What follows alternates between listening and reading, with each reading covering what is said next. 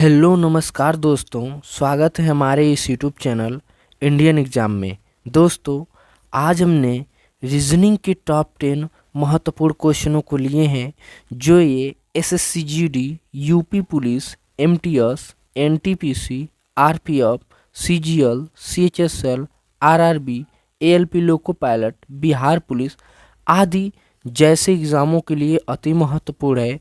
तो दोस्तों, आप लोग वीडियो को अंत तक देखिए और अपने दोस्तों को भी शेयर कर दीजिए ताकि इससे आप लोगों को लाभ हो सके। और दोस्तों, इस 10 क्वेश्चनों को हमारे साथ हल कीजिए और कमेंट में लिख कर बताइए कि आप लोगों ने कितने का सही उत्तर दिया है।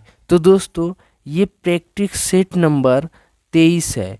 प्रैक्टिस सेट नंबर 23 है। अगर आप लोगों ने 22 नहीं देखा है तो आप लोग पिछली वीडियो को जाकर देख लीजिए। तो दोस्तों, आइए क्लास को शुरू करते हैं और देखते हैं हम लोग पहला क्वेश्चन। दोस्तों, हमारा पहला क्वेश्चन है, दिए गए प्रश्न में संबंधित संख्या ज्ञात कीजिए। जैसे 18 का संबंध 162 से है, उसी तरह 36 का संबंध किससे होगा। तो दोस्तों, इसको सबसे पहले हल करने के लिए क्या करें, हमें क्या करें कि 162 आ जाना चाहिए। तो लिखेंगे 18 गुणे 18 बटे 2। जब इसको करेंगे तो 2 एकम 2, 2 नवा 18 कट गया, तो 18 नवा 162 कितना आ गया, 18 नवा 162 आ गया। उसी तरह 36 गुणे 36, जब इसको बटे 2 करेंगे तो कट जाएगा, 18 दूना के 36, यानी 18 बार में ये कट गया। जब 18 में हम लोग 36 का गुणा करेंगे तो हमें कितना मिल जाएगा, 18 में जब हम लोग 36 का गुणा करेंगे तो कितना मिलेगा, 648 मिलेगा। कितना मिलेगा, 648 मिलेगा। अब 648 किस ऑप्शन में है, ऑप्शन नंबर इसका D is the correct answer हो जाएगा। आई होप कि ये क्वेश्चन आप लोग को काफ़ी अच्छे समझ में आ गए होंगे। तो चलिए दोस्तों, देख लेते हैं हम लोग अगला प्रश्न। हमारा अगला प्रश्न है, दी गई श्रृंखला में लुप्त संख्या ज्ञात कीजिए। क्या है, जैसे 30 को 130 बना दिया, फिर 130 को 630 बना दिया, तो आगे इस क्वेश्चन मार्क की जगह पे क्या होगा। तो देखिए, इसको हल करते हैं। 30, 130, फिर 630। तो जब इसको हल करेंगे तो हमें कितना मिलेगा, 130 है तो इसमें कितना ऐड किया है, 100, यानी 100 ऐड किया है। फिर 130 में इसमें कितना ऐड किया है, 500 ऐड किया है। अब देखिए, इसको हल करेंगे तो 100 में हम लोग कितने का गुणा कर दें, 5। जब हम लोग 5 का गुणा करेंगे तो 500 हो जाएगा, और 500 में हम लोग कितने का गुणा कर दें, 5 का।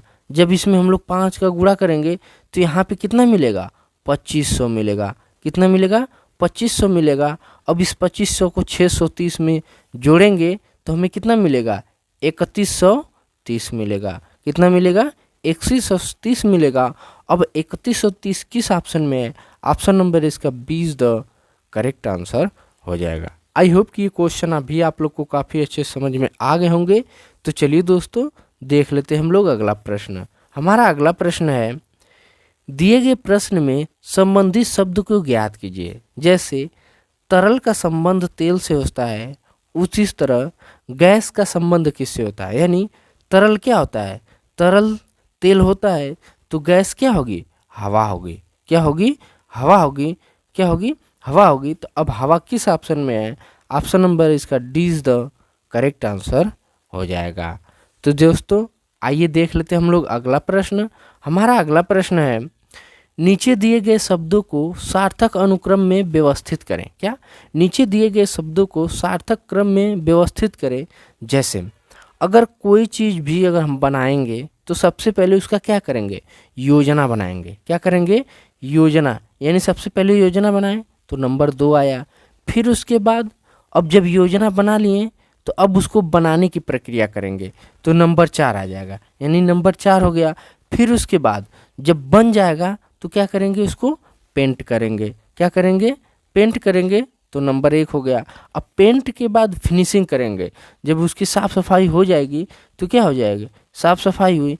फिर उसके बाद जब साफ़ सफाई हो जाएगा तो उसमें क्या किया जाएगा, रहा जाएगा। क्या करेंगे, रहेंगे। तो अब देखिए 24, 13, 5 किस ऑप्शन में है, तो option number D is the correct answer हो जाएगा। देखिए दोस्तों ये घर से बताया है, घर में बनाने के लिए बताया है कि देखिए सबसे पहले अगर घर बनाएंगे तो योजना बनाएंगे, उसके बाद फिर बनाएंगे, बन जाएगा तो पेंट करेंगे तो फिनिशिंग करेंगे, फिनिशिंग के बाद आप लोग क्या करेंगे, रहेंगे। तो इसलिए इसका सही उत्तर D is the correct answer हो जाएगा। तो चलिए दोस्तों देख लेते हैं हम लोग अगला प्रश्न। हमारा अगला प्रश्न है निम्नलिखित में लुप्त संख्या ज्ञात करें। क्या, निम्नलिखित में से लुप्त संख्या ज्ञात कीजिए। जैसे 9 में और 27 में क्या किया जाए कि 54 आ जाए, उसी तरह 42, 14 या 84 में क्या किया जाए कि ये 84 आ जाए। फिर इस 7 में इसका क्या किया जाए कि यहाँ पे हमें क्या मिल जाए, हमें क्या मिलना चाहिए, 84, यानी वह क्वेश्चन मार्क की जगह पे हमें चाहिए। तो चलिए दोस्तों आइए इसको हल करते हैं। देखिए इसको हल करने से पहले इसको देखते हैं। अगर हम लोग 9 में अगर हम लोग 9 में 3 का गुणा कर दें, 9 गुणे 3 कितना मिल जाएगा, 27 मिलेगा। 9 गुणे 27 हो गया, 9 गुणे 3 होगा 27 हो गया। फिर 9 गुणे 6 करेंगे तो कितना मिलेगा, 9 छके 54, कितना मिल गया, 9 छके 54 मिल गया। यानी इस 9 में एक बार 3 का गुणा कर रहा है, एक बार 6 का। तो आइए देखिए आगे वाले में भी ऐसा हो रहा है। अगर हम लोग 14 में अगर हम लोग 14 में 3 का गुणा करें तो 14 तो यहाँ कितना मिल जाएगा, 42 मिलेगा। ठीक है, फिर 14 में 6 का गुणा करेंगे तो 14 छक 84, यानी ये भी सही है। तो उसी तरह इस 7 में जब 3 का गुणा करेंगे तो कितना मिलेगा, 21। फिर इस 7 में 6 का गुणा करेंगे तो 7 छक 42, यानी इस क्वेश्चन मार्क की जगह पे क्या मिलेगा, 21 मिलेगा। क्वेश्चन मार्क की जगह पे 21 मिलेगा। यानी इसको सवाल में ये कहा है कि जो ये नीचे वाली संख्या है इसमें एक बार 3 से गुणा कर दीजिए और एक बार 6 से गुणा कर दीजिए, हमारा आंसर आ जाएगा। तो दोस्तों 21 आ गया। अब 21 किस ऑप्शन में है, 21 बी नंबर ऑप्शन में, इसलिए इसका सही उत्तर B is the correct answer हो जाएगा। तो चलिए दोस्तों देखते हैं हम लोग अगला प्रश्न। हमारा अगला प्रश्न है, कह रहा है जब घड़ी में 4:15 होते हैं तो घड़ी की दोनों सुइयों का कोण क्या होता है। यानी जब घड़ी में 4:15 होते हैं तो घड़ी की दोनों सुइयों का कोण पूछा है ना, तो इसका एक ट्रिक होता है। जब भी कोण पूछे तो कोण के लिए एक सूत्र होता है 60H माइनस 11m/2। तो दोस्तों जब इसको हल करेंगे तो 60 गुणे H का मतलब हावर क्या है, 4 माइनस 11 का मतलब क्या है, 11 हो गया। m का मतलब है मिनट बटे 2। जब इसको हल करेंगे तो कितना मिल जाएगा हमको, तो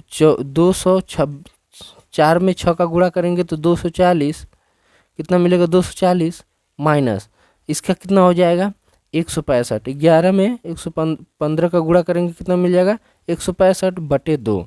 जब इसको घटाएंगे तो कितना मिल जाएगा, 240 में से 165 घटाएंगे तो कितना मिलेगा, 75। 75/2 जब इसको हम काटेंगे तो कुछ हमें कितना मिल जाएगा, 37.5 मिलेगा। कितना मिलेगा, 37.5। 37.5 ही क्या है, कोण है। तो 21 ऑप्शन में है, ऑप्शन नंबर इसका 20 द करेक्ट आंसर हो जाएगा। आई होप कि क्वेश्चन आप लोग को काफ़ी अच्छे समझ में आ गए होंगे। तो चलिए दोस्तों देख लेते हैं हम लोग अगला प्रश्न।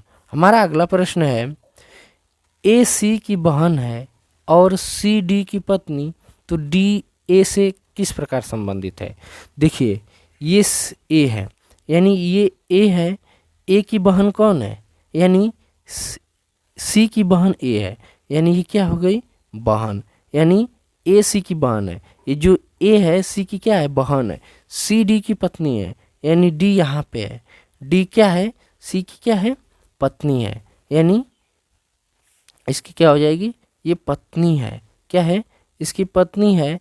तो क्या पूछा है, डी ए से किस प्रकार संबंध है, यानी इस दोनों का संबंध पूछा है। डी का संबंध ए से पूछा है।